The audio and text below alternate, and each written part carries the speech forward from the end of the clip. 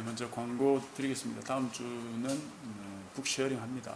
우리 신들과 함께 4장을 여러분들이 읽어 오시고 또 가이드북에 답변을 좀 달아서 그렇게 보시면 좋겠습니다.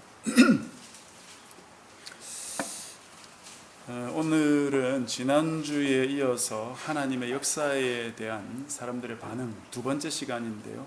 하나님의 역사에 대해서 열린 마음을 가지고 있었던 그 사람들을 좀 살펴볼 시간입니다. 지난주 그 말씀을 조금 복습하고 오늘로 좀 들어가 보도록 하겠습니다. 지난주 말씀하고 오늘 말씀은 사실 동전의 양면과 같은 거죠. 지난주에 우리가 살폈던 부분은 스데반을 죽였던 무리들과 또 바울과 바나바를 대적했던 그 무리들을 살펴보았는데요. 이들은 비록 흩어져 있던 디아스포라 유대인들이었지만 하나같이 자신들의 전통을 중시하는 정통 유대인들이었습니다. 하나님의 말씀을 잘 알았고 또 외우고도 있었지만 그 깊은 뜻과 의미에 대해서는 간파하지 못했습니다. 그들이 왜 그렇게 되었습니까? 그들은 왜 그렇게 틀에 박힌 신앙인이 되었던 것입니까? 살아계신 하나님의 말씀인 성경을 단지 종교의 경전 정도로 보고 있었기 때문이죠. 그들은 종교 생활을 하고 있었던 것이죠. 살아계신 하나님을 믿고 의지하면서 살아가는 믿음 생활을 했다기보다 유대교라는 종교가 만들어 놓은 그 틀, 그 안에서 살아갔던 사람들이죠. 그러니 구원을 얻기 위해서는 이방인들도 할례받고 개종해서 우리 유대인처럼 돼야 된다, 그런 주장을 했던 것이죠.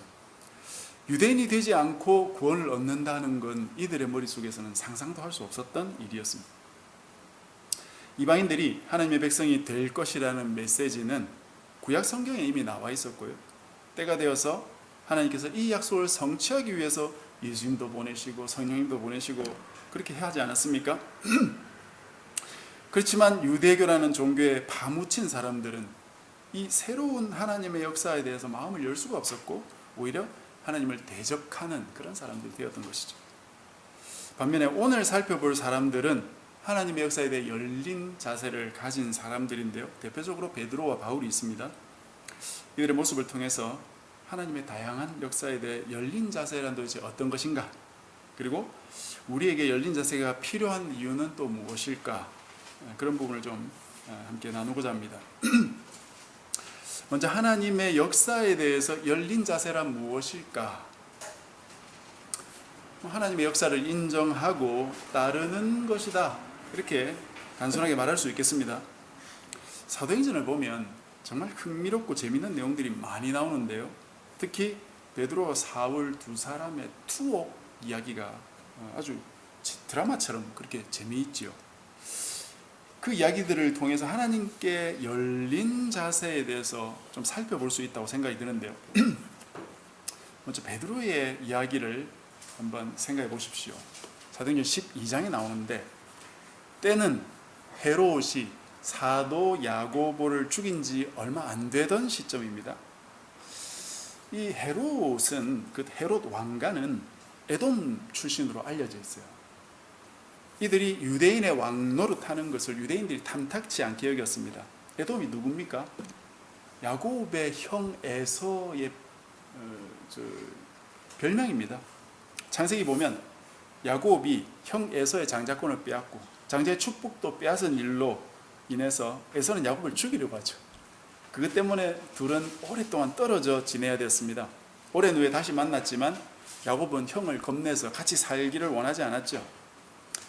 하나님의 동생 야곱이 더 크게 될 것이다, 하나님께서 그런 예언을 하셨는데요. 그런 야곱의 후손인 이스라엘 민족을 에서의 후손인 헤롯이 다스린다는 것을 유대인들이 받아들이기가 싫었던 거죠.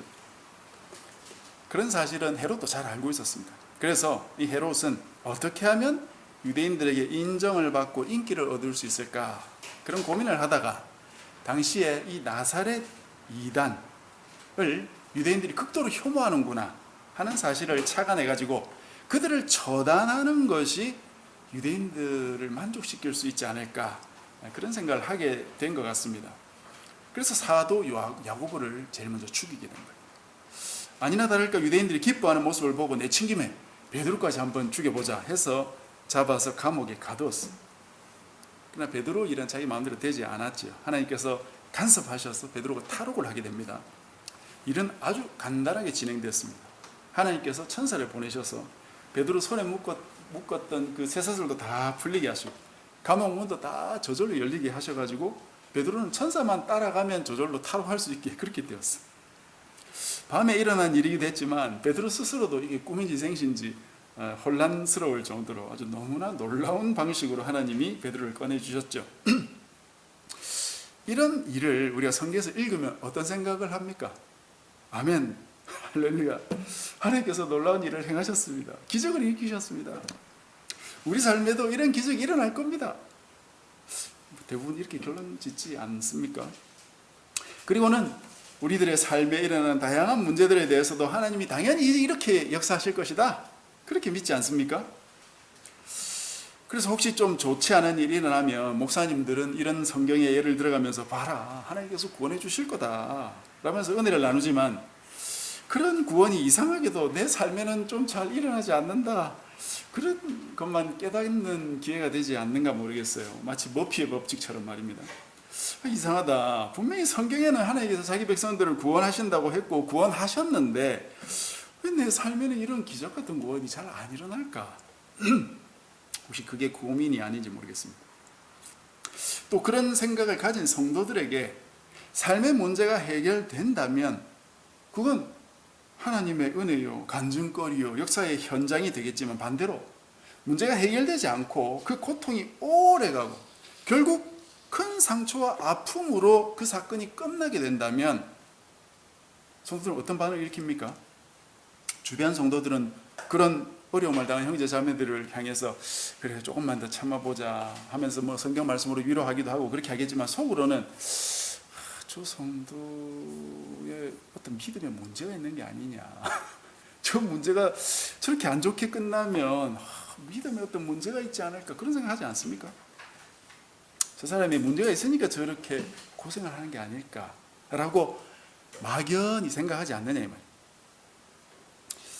불행한 일은 우리 모두에게 일어날 수 있습니다.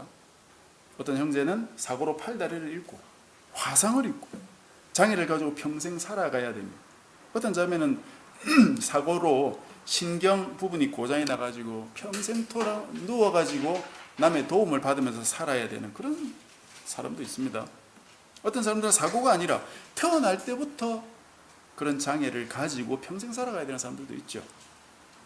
하나님께서 언제든지 베드로처럼 그 상황에서 벗어나게 해줄 거라는 믿음만 가지고 있는 사람이라면 어려운 상황을 만났을 때 딱 세 가지 관점을 가지게 될 거예요. 먼저는 사고가 나거나 아픔을 가진 형제자매들의 믿음에 어떤 문제가 있을 거라는 막연한 생각을 가지게 될 것이고, 두 번째는 또 그런 일을 받아들이거나 이해할 수 없어서 어쩌면 결국 신앙을 떠나게 될지도 모를 것이고, 세 번째로 내 머리로 해결되지 않지만 어쨌든 하나님께는 어떤 이유가 있을 것이다 라고 믿고 덮어버리는 거죠. 그 중에서 교회에서 제일 목사님들이 많이 가르치는 것이 아마 첫 번째일 겁니다. 어떤 믿음에 문제가 있느냐, 바꿔 말하면 믿음이 있으면 다 잘 해결되느냐, 이렇게 설명할 거고요. 현실에서 성도들이 느끼는 가장 많은 경우는 아마 세 번째일 거예요. 아이 모르겠다, 그냥 덮고 가자, 뭐 믿음만 가지고 가면 되겠지. 그런 이유가 아마 지금도 많은 목사님들이 그런 식으로 성경 해석과 설교를 하기 때문이 아닌가, 그런 생각이 들어요. 이런 사람들의 신앙관이라고 하는 것은 너무나 단순한 형태죠. 아무런 일 없이 잘 살면 하나님께 감사하고, 조금 힘든 일 만나면 뭐 기도하면 될 것이고, 그러면 하나님께서 선하게 인도해 줄 것이다, 이거죠. 모든 문제들이 잘 해결될 것이다 라고 말하기는 좀 자신이 없으니까 뭐 약간 해결해 주지 않을 때를 대비해서 하나님이 선하게 인도해 주실 것이 아니냐, 뭐 그 정도로 믿는 거죠. 그래야 뭐 자기 말대로 안 돼도 도망갈 구멍은 있지 않겠습니까? 이런 신앙이 목사뿐 아니라 상당히 많은 교인들에게도 심겨져 있기 때문에 이런 말이 생겼어요. 인생의 방황은 예수를 만나면 끝나고 신앙의 방황은 좋은 교회를 만나면 끝난다. 많이 들어보셨죠? 그와 비슷한 문구들이 뭐 전도용 물티슈, 뭐 간식 이런 데 다 붙어 있어요. 정말 그 말대로 그렇게 되면 좋겠는데 문제는 그렇게 되냐 하는 거죠. 이런 것에 대한 대답은 제가 언급드릴 두 번째 사람인 바울의 삶을 살펴보면 조금 더 뚜렷하게 볼 수 있을 것 같습니다. 바울의 첫 번째 투옥 이야기는 2차 전도 여행 때 빌립보 감옥에 갇힌 이야기인데요. 16장에 나옵니다. 2차 전도 여행을 시작하면서 마가 문제로 바나바와 싸우고 헤어지면서 바울은 실라라는 사람을 데리고 전도 여행을 시작합니다. 성령께서 아시아에서 전도하지 못하게 해가지고 이 사람들이 마게도니아로 가서 전도를 하는데요. 그 첫 번째 성이 빌립보라는 곳이에요. 거기서 루디아라는 여자를 만나서 전도를 하고 그 가족들을 다 전도해서 그들의 후원을 받으면서 전도 여행을 계속하게 되는데 어떤 귀신 들린 여자 한 명이 자꾸 이 바울을 귀찮게 하는 거예요. 전도 현장에서. 그래서 그 귀신을 바울이 내쫓아 버렸어요. 그런데 이 귀신 들린 여자는 귀신 들린 것으로 점을 쳐서 돈을 버는데 이용되었던 사람이었거든요. 그러니까 귀신이 있다니까 점을 못 쳤죠. 그러니까 이 귀신 들린 여자의 주인이 바울을 고발해가지고 바울을 때리고 투옥시켰던 것입니다. 그 후에 어떻게 됐습니까? 하나님께서 베드로 때처럼 천사를 보내서 옥문을 다 열어서 바울을 나가게 해주셨어요? 전혀 아닙니다, 여러분. 천사는 올 기척도 없었어요.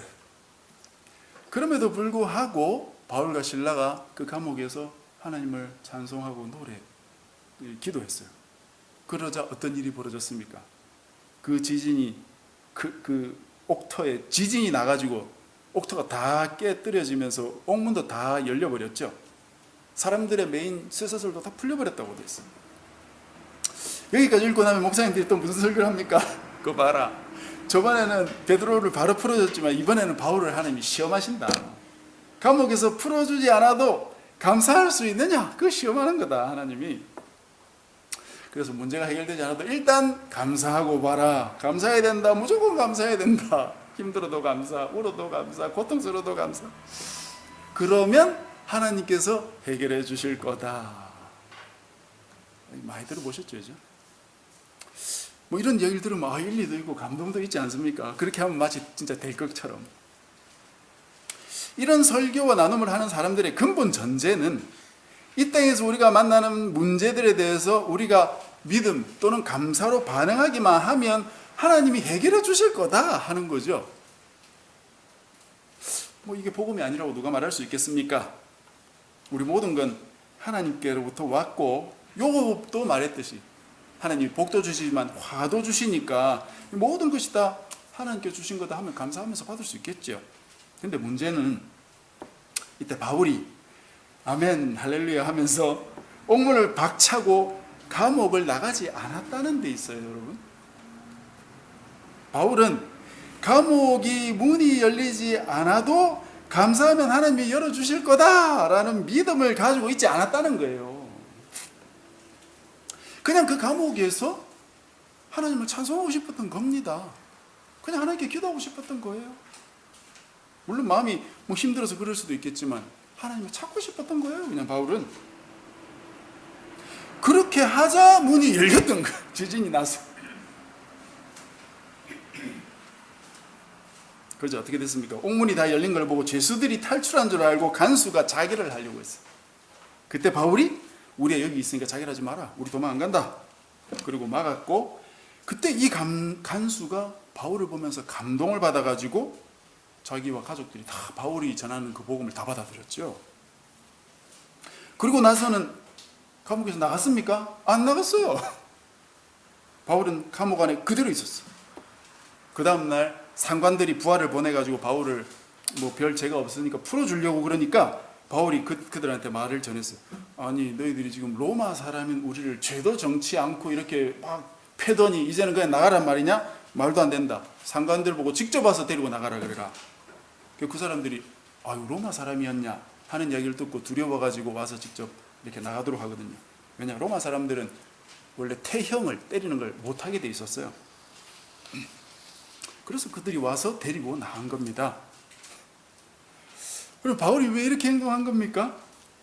아마 우리나라 극성 성도들이 그 당시에 있었다면 바울에게 호통을 치고 야단을 쳤을 겁니다. 아니, 하나님께서 이렇게 지진을 일으켜서 문을 닫아줬는데 빨리 안 나가고 뭐합니까? 감옥을 나가야 된다고. 아니, 복음을 전하는 사람이 저렇게 많은데 거기서 못 자냐? 그러지 않았겠어요? 그런 분들은 하나님이 지진을 일으키시는 목적을 바울을 감옥에서 빠져나오도록 하는 것 이상으로 생각할 줄 모르는 사람들이에요. 하나님께서 다양한 방식으로 역사하시는 건 가만히 앉아서 보고 있을 여유가 없고, 하나님께서 구원하시면 빨리 구원을 받아야 된다는 거죠. 살려주시면 빨리 달아나야 된다. 그거밖에 없는 거죠, 이분들의 머릿속에는. 그야말로 구원만이, 어떤 문제에서 해결되는 것만이 그들의 목적이다 이 말이죠. 예수 구원, 예수 천국이니까 말입니다. 하나님께서 하시는 모든 일들을 단지 나를 구원하시고 나를 살려주고 나를 돕기 위한 것으로만 생각하고 있다는 것이에요. 여러분, 바울을 보십시오. 바울이 왜 감옥을 빠지지 않았을까요? 나가지 않았을까요? 그런 의문을 한번 가져보십시오. 결국 바울이 구원을 받지 않았느냐에만 모든 관심을 올인하면 안 된다는 말입니다. 여러분, 하나님의 역사가 눈에 보이지 않습니다, 여러분. 하나님께서 바울을 구하는 게 목적이었다면 구약의 에스겔에게 하신 것처럼 그냥 감옥에 있는 바울을 하나님이 손으로 집어가지고 다른 데 갖다 놓으면 끝납니다. 뭐 한다고 지진을 일으키고 땅을 흔들리고 수가가 창고를 뭐 한다고 풀고 앉아 있습니까? 바울 살리는 건 하나님의 일도 아니에요. 그리고 바울 자신도 감옥에서 나가는 게 목적이 아니라는 게 뻔하죠. 감옥에서 구원을 얻어야 된다고 생각하는 건 바울이 아니라 구원 중심주의자들밖에 없어요. 이런 용어는 제가 만들어낸 건데, 구원 중심주의자, 구원을 중심으로 모든 신앙생활하고 하나님 믿는 사람들을 이게 적당한 용어 같아서 제가 만들어낸 건데 오해는 하지 마시기 바랍니다. 바울은 감옥을 열어줘도 안 나간다 이 말입니다. 상관 보고 와서 데리고 나가게 해라. 대단한 사람이죠. 자신의 긴박한 문제가 해결되었는데도 그걸 냅다 받아먹지 않았다 이 말입니다. 인생의 문제는 그 문제를 해결하는 것에 목적이 있는 것 같지 않다 이 말입니다. 인생을 살다가 만나는 문제들은 해결이 목적이 아니고 다른 무언가 목적이 있는 것 같다 이 말이에요. 그게 뭘까요? 조금만 더 살펴보면 그 답을 얻을 수 있을 것 같은데요. 그럼 바울의 전도 모습을 통해서 좀 살필 수 있을 것 같습니다. 바울이 전도할 때 모습도 여러분 한번 생각해 보세요. 정해진 틀이 없습니다. 그때그때 달라요. 1차 전도 여행 때 비시디아 안디옥이라는 곳에서 전도할 때 바울이 자기들을 반대하는 유대인들에게 어떻게 했어요? 발에 묻은 티끌을 털어버리고 가버리거든요. 그 저주를 선포하는 거예요. 저주. 내한테 떨어져라 이거예요. 2차 전도 여행 때 고린도에서도 자기들의 전도를 반대하는 유대인들을 만나니까 바울이 옷을 털면서 너희 피가 너희 머리로 돌아갈 것이다 하면서 저주를 선포해버려요. 그런가 하면 1차 전도 여행 때 이고니온에서는 자기들을 돌로 치려는 그 무리들을 피해서 도망가기도 합니다. 이런 모습을 보면 전도 여행 때 어떻게 해야 된다라고 정리할 수 있겠습니까? 십자가의 복음과 구원 중심주의자들은 바울의 이런 모습은 따르면 안 된다고 생각하겠죠. 예수님이 십자가를 지셨듯이 또 바울이 돌에 맞거나 죄수로 끌려가는 그런 자기 희생의 모습만 복음적이고 모범적이라고 생각할 겁니다. 여러분, 구약을 한번 생각해 보십시오. 하나님은 자기 백성이라도 순종 안 하면 심판을 하셨고 하나님의 대적을 심판하라고 자기 백성들에게 명령하셨어요. 가나안 족속이나 아말렉 족속들이 그런 족속들이죠. 하나님은 심판도 하시는 하나님이다. 그걸 바울이 하고 있는 겁니다. 이 본문을 객관적으로 볼 수 있는 사람들은 전도를 방해하고 괴롭히는 무리들을 피해서 다른 데로 가서 전도해도 되는구나, 그런 생각할 수 있겠죠. 그래서 괴로운 일을 사서할 필요는 없다 이 말이에요. 피할 수 있으면 피하는 것이 좋습니다. 그런데 바울이 그렇게만 한 건 아니죠. 방금 말씀드린 그 고린도에서 자기를 방해하던 유대인들의 저주를 선포하고 나서 바울이 뭐 딴 곳으로 가거나 도망간 게 아니고 그 바로 옆에서 1년 6개월을 더 머물면서 전도했습니다. 아주 대단하죠. 자기들을 극심히 반대하는 사람들이 있는 바로 그곳에서, 어쩌면 그들이 돌을 던질 수도 있는데 그 유대인들 바로 옆에서 1년 6개월 동안 전도했어요. 3차 전도 여행 때도 비슷한 일이 에베소에서 있었는데 거기서는 좀 더 담대하게 전도합니다. 자신을 반대하던 유대인들을 만났을 때 도망가지 않는 정도가 아니고 한 걸음 더 나아가서 두란노 소원이라는 건물을 빌려가지고 공식적으로 거기서 날마다 강론했다라고 되어 있어요. 두란노 소원은 학원이나 뭐 교실 비슷한 건물이라고 생각하시면 됩니다. 두란노라는 사람의 건물이었는데 그것을 바울이 아마 빌리든지 해서 제자들을 가르치고 거기서 토론도 하고 그렇게 했던 것 같습니다. 바울의 전도 방법이 점점 대담해져가죠. 처음에는 저주를 선포하고 무서워서 피하기도 했는데 하나님께서 바울을 담대하라, 그렇게 담대하게 하시니까 피하지도 않고 복음을 전파하고 건물을 빌려서 거점을 만들어가면서 복음을 전파하고 제자들을 기르는 그런 모습으로 변화되어 가는 것 같아요. 이런 바울의 전도 모습에서 어떤 결론을 내릴 수 있습니까? 획일적인 전도 방법은 없다는 거죠. 전도는 이래야 된다, 전도는 저래야 된다, 또는 전도 여행 가면 이렇게 해야 된다, 그런 거 없어요. 여러분. 이럴 수도 있고 저럴 수도 있습니다. 그때그때 다릅니다. 상황에 따라 다르다. 때로는 하나님께서 천사를 보내서 감옥에 있는 사람을 빼내 오시기도 하고, 때로는 빼내시지 않지만 감옥문을 활짝 열어버리시기도 하시죠. 또 때로는 그 감옥에 있는 채로 몇 년씩 두기도 하십니다. 또는 야고보처럼 순교를 당하게 그냥 두시기도 하세요. 전도를 하다가 반대하는 그 무리들을 만나면 피하기도 하고 도망가기도 하지만 때로는 하나님께서 담대하라고 용기를 주시면 돌을 던지던 그 사람들 옆에서도 버젓이 자리를 펴고 복음을 전할 수 있다 이 말이에요. 우리 하나님의 역사를 제한하려고 해서는 안 됩니다. 하나님은 제한될 수 없는 분이죠. 성경에 기록되어 있는 방식으로만 역사하는 분도 아닙니다. 여러분, 당연하겠죠. 성경 중 가장 최근 것이 2000년 전에 기록되어 있으니까 그때의 것을 그대로 오늘날 적용하는 것은 무리가 있습니다. 사회도 바뀌고 사람들의 생각도 바뀌었다면 하나님께서도 당연히 그 역사의 방법을 바꾸실 것이라고 생각할 수 있어야 되겠죠.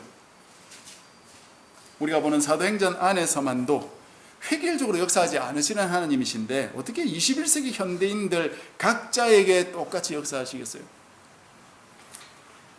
하나님은 변함없는 분이시기도 하지만 변화무쌍한 분이시기도 하시기 때문에 우리 머릿속에 다 담을 수 있는 분이 아닙니다.